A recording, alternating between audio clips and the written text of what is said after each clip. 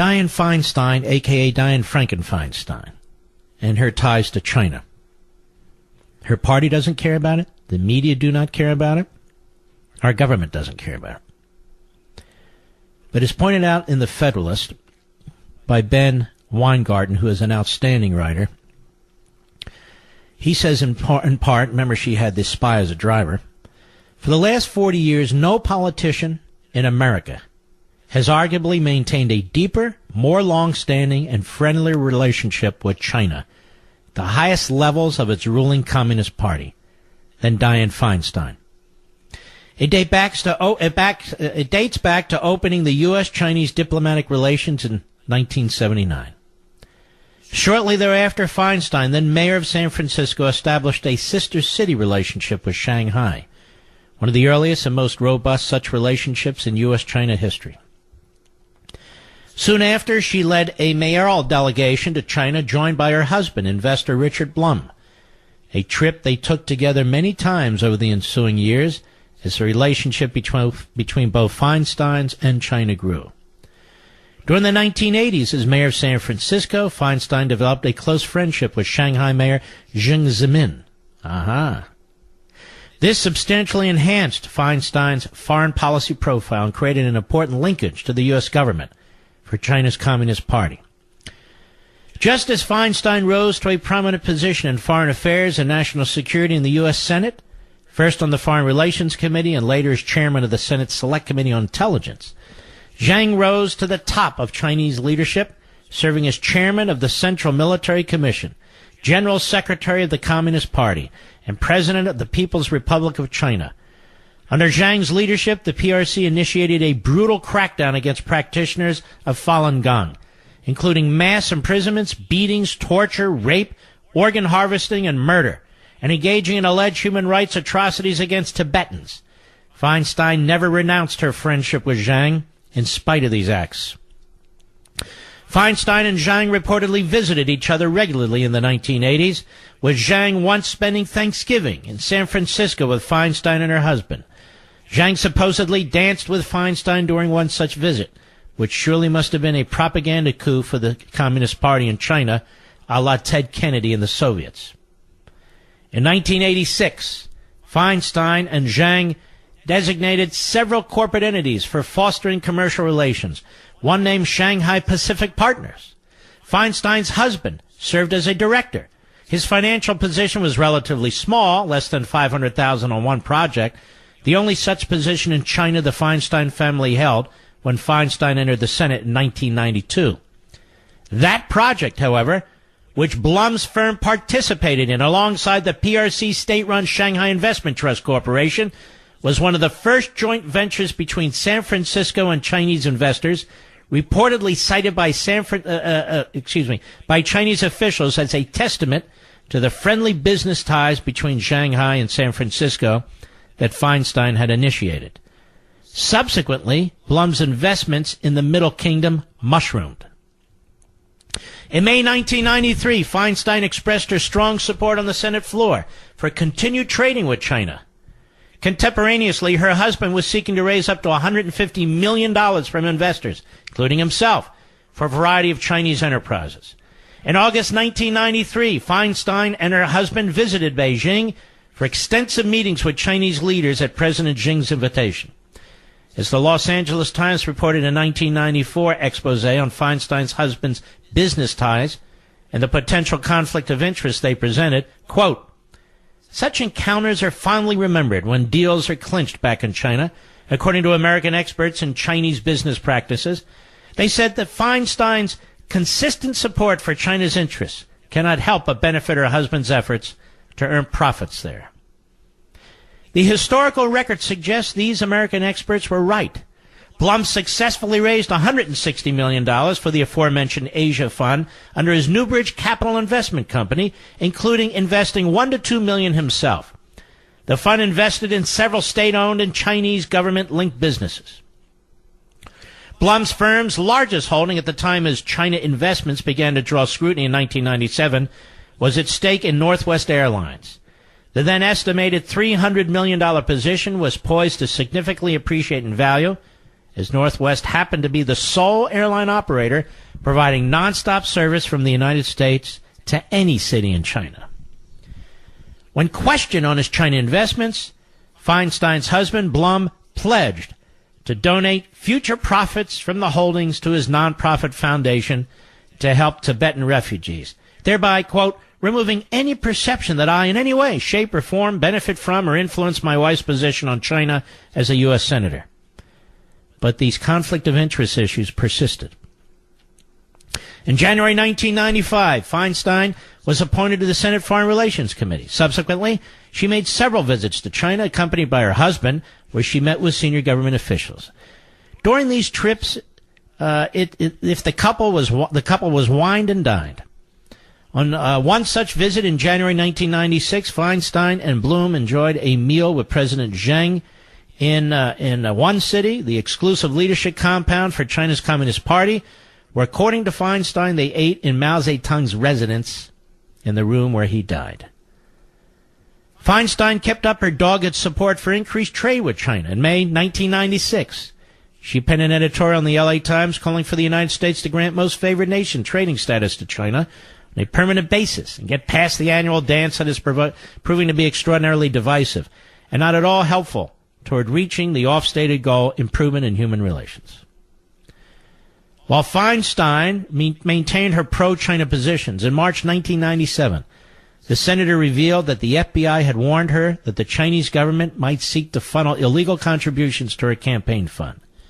Now, she was one of only 6 members of Congress to receive such a warning. The New York Times noted at the time Feinstein had returned 12,000 in 1994 contributions from people with connections to Lippo Bank, an arm of the multi-billion-dollar conglomerate owned by the Riyadi family, with investments and operations throughout Asia. The Riyadis had been friends and supporters of the Clintons, and it goes on. Let's continue. In May 2000, Feinstein lobbied for making permanent normal trading relations with China, a measure that ultimately passed and helped pave the way for its entrance into the World Trade Organization, which Feinstein also supported. Now, at the time, a spokesperson for Feinstein indicated that her husband had divested of his last holdings in mainland China in 1999, but Blum's stake in another New Bridge Capital Asia fund, which contained investments in China, belied that assertion. Meanwhile, in the years leading to the passage of that legislation, Blum's Newburgh Capital reportedly invested more than $400 million into East Asian businesses, at least $90 million of which was invested in companies whose profits are pegged to the burgeoning mainland China market, according to the companies themselves, and several of which were partly owned or founded by the Chinese government. If nothing else, Blum still stood to profit handsomely from management fees for these portfolios. And it goes on and on and on. I just stopped at 2000. Feinstein. And they put a spy in her car as her driver in San Francisco. Feinstein and Blum, the couple, have made a fortune from their investments in China, from their special treatment, their privileged positions and treatment. They have effectively sold us out. She sits on the Senate Intelligence Committee today. She's a senator. Peter Schweizer writes extensively of the ties that Mitch McConnell's family by marriage has with the Red Chinese Communist Party, the state in China. Elaine Chao's father and her family are among the biggest freight movers and buyers with China. And they make millions and millions of dollars from it. And Schweizer looks at Mitch McConnell's record on the Senate floor of having once spoken out against Red China, now he almost never does. Now, you're going to be learning that there's much, much more of this, again, on this Sunday show. I'm not saying this for that reason, but I can't do that show on the radio. There's just too much. But there is a great deal going on. A great deal. Feinstein's economic positions frequently downplay the PRC's rampant human rights violations. The senator has fashioned herself as a peacemaker, often urging appeasement of the Chinese regime in both apologism for such abuses and urging restraint.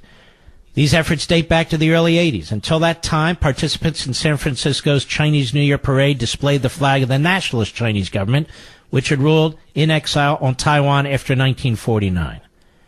According to the San Francisco Gate, then Mayor Feinstein asked organizers to stop the partisan practice because she wanted to encourage trade with China. She also argued against tying Chinese most favored nation status to human rights improvements.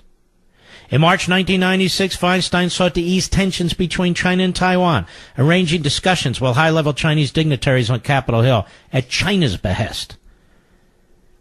And here we have Sessions, who recused himself on the Russia matter because he met with a Russian. Has Feinstein ever recused herself from any China matter? During this period, Feinstein took an uncharacteristically aggressive stance towards China's hostile actions, conducting missile tests near Taiwan, presumably in line with the Clinton administration. We view the missile exercises as provocative and unnecessary. She took an arguably harsher line towards then Taiwanese President Lee Teng-hu, stating, "What is really necessary is for the leaders of Taiwan to make a statement in word and in deed that they will adhere to a one-China policy." In other words, that Taiwan will agree to surrender its sovereignty to China and get gobbled up. Let's move on. 2015, just a few years back, Feinstein effectively sought to defend the Communist Party in China from criticism on a purportedly pragmatic basis in fighting legislation from Senator Ted Cruz that would have named the street running in front of the Chinese embassy in Washington, D.C., Li Abo Plaza. Ayabo, a Nobel Prize-winning anti-communist writer and human rights activist, had at the time been held in jail for 7 years by the Chinese government for criticizing the regime. When Cruz sought unanimous consent for the bill on the occasion of President Xi Jinping's U.S. visit, Feinstein blocked it. A month later, when Cruz reintroduced the measure, citing a statement co-authored by Feinstein and her Democrat colleague Pat Leahy, calling for his release, Feinstein again blocked it. Finally, in February 2016, the bill cleared the Senate in a unanimous voice vote, though it died in the House amid a veto threat from the Obama administration. Later, Feinstein did co-sponsor a resolution honoring the imprisoned gentleman, freedom fighting in his efforts, shortly after his death in state custody in 2017. I'll be right back. Now, Dianne Feinstein has been on numerous so-called news programs attacking the president's relations with Russia. The president has no relations with Russia. She sits on the Senate Intelligence Committee. She should be banned from the Senate Intelligence Committee, the Armed Services Committee, the Foreign Affairs Committee, all of them. She's a danger. She's a self-dealer, in my humble opinion. Pretty stunning, isn't it? That she can sit in the United States Senate like this? Pretty stunning that, quite frankly, Elaine Chao, Secretary of Labor, Secretary of Transportation, I mean, that's fine, but, I mean, the connections to Red China. Now, Red China expects things in return.